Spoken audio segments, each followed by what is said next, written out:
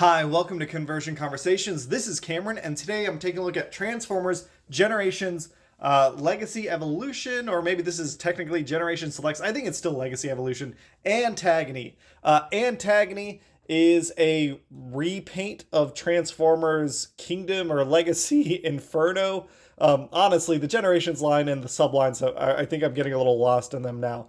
But we have this black and purple repaint of Inferno referencing a character from like the Transformers Collectors comics and the like storyline with Shockeract and stuff. I'm not a huge, I'm not super familiar with the character. I just looked her up. But I do love this deco. Getting this big black Voyager ant with this awesome transparent purple eye looks great. The mandibles look neat. She comes with obviously the same weapon here. That's neat enough. But then we have, oh, look at that carapace. That lovely metallic purple paint looks really good. I think, I am so happy that I have an Inferno, but I think Antagony looks like the better ant. Let's bring them both in here. Both my big ant guy and my ant girl are gonna take his gun off also. So obviously they did two different things. Like Inferno is going for this sort of metallic paint. Antagony has like a more distinctive pattern. But yeah, having them next to each other is just awesome. Just two big bugs is just really, really neat to see. Now, I do want to note, I did do a head swap. So Antagony does come with the standard Inferno head. And it looks good, you know, all that good stuff, all the teeth in there and everything looking great. But I went ahead and swapped out. So as we do the transformation here, you'll see the alternate head. And I mean, it's all the same articulation, right? You can wiggle the legs a little bit. The back legs you can reposition a lot more. The head, you can move up and down a decent amount. You've got antennae that move, mandibles that move. Again, for a Voyager-sized Beast Wars ant, I think it's great mobility, very articulated, very posable. It just feels like it has a lot of character. My complaint here is going to be that there is looseness in these joints.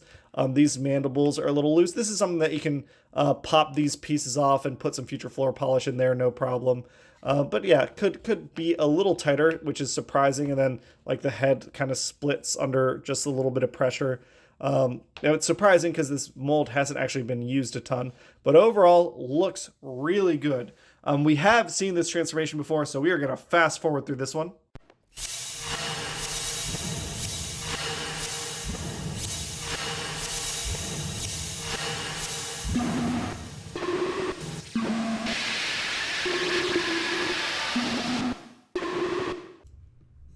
Alright, it's time to announce the winner of Transformers Generations Legacy Evolution Nemesis Leo Prime. And I made sure I've got my screen right so you can see everything over on the right. So, over on the left, we have all the comments from the video, starting at the bottom. Some people just want to leave a comment or talk about stuff, which is always nice. And yeah, going through, we had 27 entries, a lot of fun ones. I think I agree with... was it the Dano? No. It was Riss Kirkness. Whoever said, no, not Riss Kirkness. Where is it? Somewhere in here. It was the Dano. Quick Strike. Quick Strike would be awesome. I feel like Quick Strike is the most likely one to get. If we're getting a Silver Belt, I feel like odds are we're getting a Quick Strike. But, like I said, we had 27 entries, so let's pick our random winner. Rand between 1 and 27. Oop, not 274. Winner is number 7. 7 is Riff Harris. Riff Harris, what did you say? You said, oh, hey, I'd like to enter the giveaway. Modern take on Big Convoy. Big Convoy would also be a classic. I feel like Big Convoy could be his own commander class almost, but probably best as a leader. That'd be sweet. So, congrats again to Riff Harris.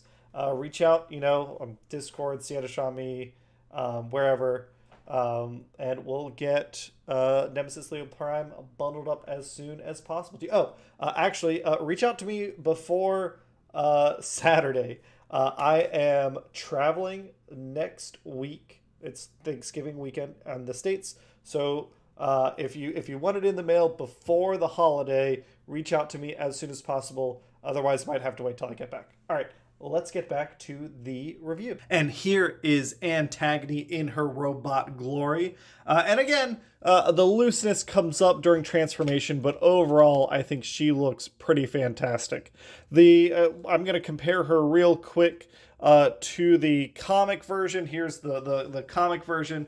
So we can see that there's differences, obviously, in like the head and the overall figure, but it's a remold of Inferno, so there were limitations. But she looks great. It's one of those cases where it's interesting. It's got me like reevaluating things. For some reason, right, Nemesis Leo Prime didn't do much for me, even though it was like all black. But Antagony being all black does a lot. And I think it's the fact that she does have some clear accents. First, let's get in on that head sculpt. I mean, that is just gorgeous. Again, not like her traditional head sculpt. I know it's for like, what is it, Scavenger, who is like a repaint of Transmetal 2 Inferno or something. It's a deep cut, but it looks really nice, and there's some lovely light piping there. The purple around her chest, the purple Predacon symbol, just the little bits of purple. She's so sheer like Vanta black that those little bits of purple help. She also did get a lot of paint. If we're gonna, pull out her little butt jetpack, just like Inferno, put in the gun right here. She had a lot of paint done back here, which I really dig that. It's the case where, like, whereas Nemesis Prime felt like it was dark and dull, she feels dark and dangerous. Again, my only complaint being that I can't really get her chest to connect super well. But yeah, she looks fantastic. If we bring in Inferno, they feel like, I mean, obviously they share the same chassis, but they feel like very different interpretations of the character. Inferno, he's obviously got a similar paint, but without those like vents painted up. He's got the red that we all know that's been accented by black and that blue. I guess I could have, like, looking at her, maybe a little more purple accents in the spots where Inferno had blue accents would have been cool. But honestly, I'm very okay with how just black and menacing she looks here. Just dark, mysterious. The head, it works for me. I might be getting a third-party head. We can see. We'll put there we go. There's Inferno's head, but I feel like maybe a third-party company will do an upgrade with like an Antagony head from the comics. That'd be really neat. Yeah, as is, it's an awesome mold. It's just really fun. It's a real big bug. A Voyager Predacon is awesome. It's really just what, her and then Dinobot, if you want to put him with your Predacons. And Inferno. So it's just a good mold. And if you just didn't get Inferno the first time around, and this is available, and it's available for $35 or $40, yeah, pick her up. It's just a real cool toy. Easy recommendation. Thanks everyone for watching. I know this was a super quick look, and I'll catch you all on the next one. Bye.